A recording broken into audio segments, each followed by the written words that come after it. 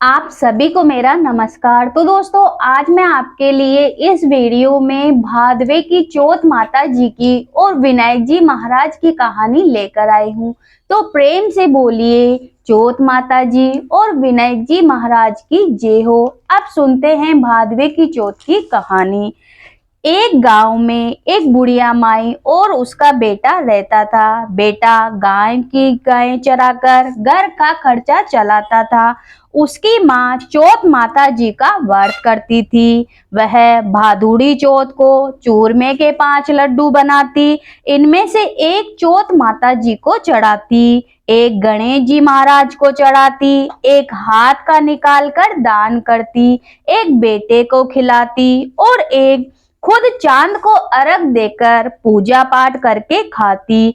एक बार पड़ोसन वालों ने बेटे को भड़का दिया कि तेरी माँ तो चूरमा बना बना कर खाती है और तुझे केवल एक ही लड्डू देती है। लड़का यह बात सुनकर भड़क गया। माँ, तू तो चूरमा खाती है और मुझे सिर्फ एक ही लड्डू देती है, बाकी ठंडी रोटियां खिलाती है। उसने माँ से कहा, ठंडी रोटी खाकर मेरे से गाय नहीं चराई जाती, इसलिए तुम चौथ माता जी का व्रत करना छोड़ दो। इस पर माँ ने कहा, बेटा, मैं चौथ माता जी का व्रत तेरी सुख शांति के लिए ही तो करती हूँ। मैं चौथ माता जी का व्रत नहीं छोड़ सकती। तो बेटा विदेश जाने लगा। माँ बोली, यदि तू विदेश ही जा रहा है तो यह चौथ माता जी के आके अपने साथ ले जा। यदि तेरे पर कोई संकट आवे तो चौथ माता जी का नाम लेकर इन्हें पूर देना, तेरा संकट टल जाएगा। लड़का उन आंखों को लेकर विदेश चला गया। रास्ते में एक नदी आई। उसे पार जाने का कोई साधन नहीं था।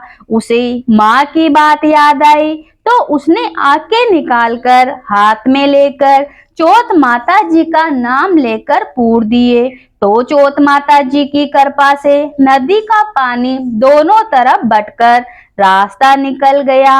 आगे उसे एक भयंकर जंगल से गुजरना पड़ा तो वह रास्ता भटक गया। उसने वहां भी आके पूर कर कहा कि हे चौथ माता, तू सच्ची है और अगर मेरी माँ तेरा व्रत करती है तो मुझे कृपा करके रास्ता दिखाओ।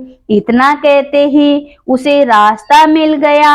आगे चलकर वह एक गांव में पहुंचा। उस गांव के राजा के यहाँ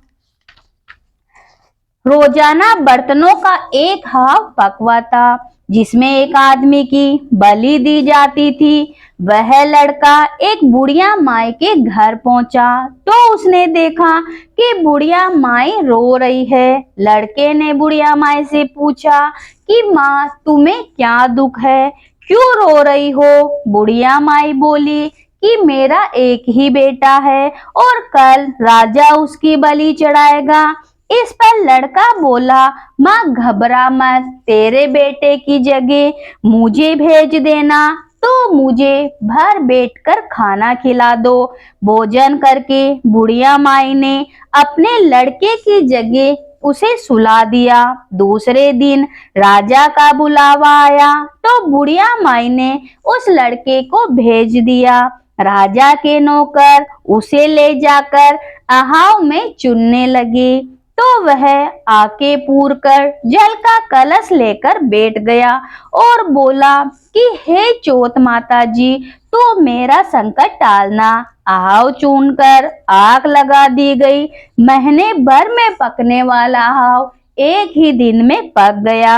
यह जानकर राजा को बड़ा आश्चर्य हुआ। राजा खुद देखने आया और नौकरों को आहाव के कलश उतारने को कहा।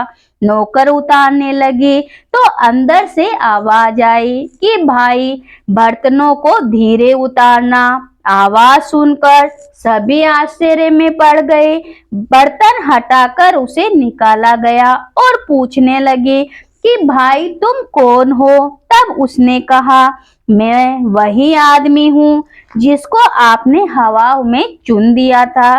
तब उसने कहा, राजा ने पूछा, तुम बच्चे कैसे? तो उसने कहा, मेरी माँ चौथ माता जी का व्रत करती है, मुझे चौथ माता जी ने ही बचाया है।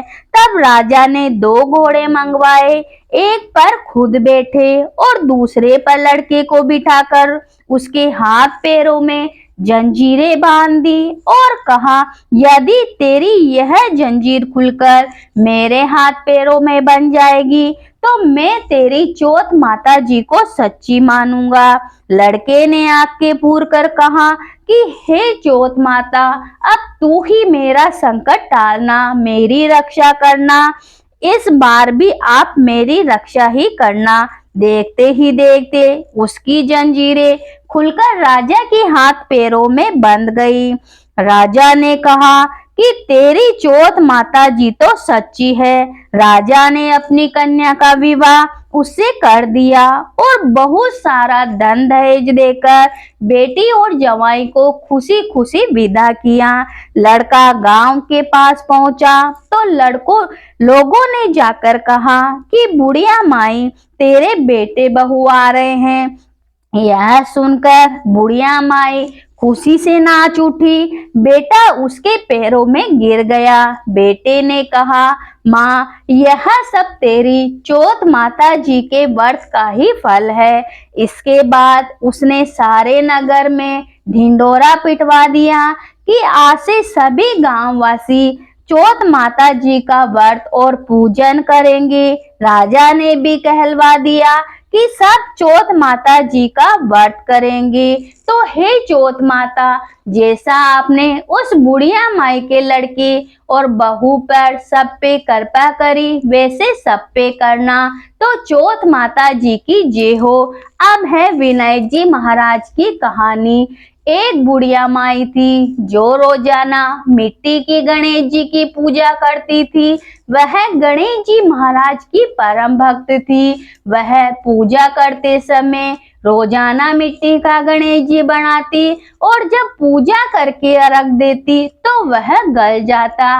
वह रोजाना बनाती तो रोजाना गल जाता। एक दिन वह रास्ते से होकर निकल रही थी तो उसने देखा कि पड़ोस में एक मकान बन रहा है। तो वह उनके पास जाकर मिस्त्री से बोली कि भाई, मैं गणेश जी महाराज की पूजा करती हूँ, मैं बहुत गरीब हूँ, इसलिए मिट्टी का गणेश जी बनाती हूँ, लेकिन पूजा करती हूँ तो वह गल जाता है। तो आप कृपा करके मुझे पत्थर का गणेश जी घर कर दे दो तो भाई आपकी बड़ी मेहरबानी होगी। मिस्त्री बोले कि बुढ़िया माई, जितनी देर में हम तेरा पत्थर का गणेश गढ़ेंगे उतनी देर में तो मैं पूरी दीवार की डिजाइन बना दूंगा। ऐसा सुनते ही बुढ़िया माई को गुस्सा आ गया और उसने गुस्से में आकर कहा कि जा तेरी दीवार टेढ़ी हो जाए। अब वह बुढ़िया माई तो ऐसा कहकर अपने घर चली गई और मिस्त्री सुबह से दीवार बनाए तो कभी टेढ़ी बने, फिर वह उसे ढावे, फिर बनावे, फिर ढावे। ऐसा करते करते उस मिस्त्री को शाम हो गई। शाम को मकान का मालिक आया तो उसने कहा कि आज तुमने कोई काम ही नहीं किया। तब उसने कहा कि सेठ जी, सुबह एक बुढ़िया माई आई थी, उसने कहा कि मेरा पत्थर का गणेश गढ़ दो और हमने नहीं गढ़ा। तो उसने कहा कि तुम्हारी दीवार टेढ़ी हो जाए, जब से सीधी ही नहीं बन रही है, दीवार बनाते हैं और ढाते हैं, बनाते और ढाते हैं। तब सेठ जी बुढ़िया माई के पास गया और बुढ़िया माई से बोला कि हे बुढ़िया माई, हम तुम्हें सोने का गणेश बनाकर देंगे, तुम हमारी दीवार सीधी कर दो। तब सेठ जी ने बुढ़िया माई को सोने का गणेश बनाकर दिया। तब बुढ़िया माई खुश हो गई और उधर गेट की दीवार सीधी हो गई। हे गणेश जी महाराज, जैसा आपने बुढ़िया माई पे कृपा करी वैसे सब पे करना। कहानी सुनने वाले, होकारा भरने वाले सभी की मनोकामना पूरी करना। तो प्रेम से बोलिए गणेश जी भगवान की जय हो।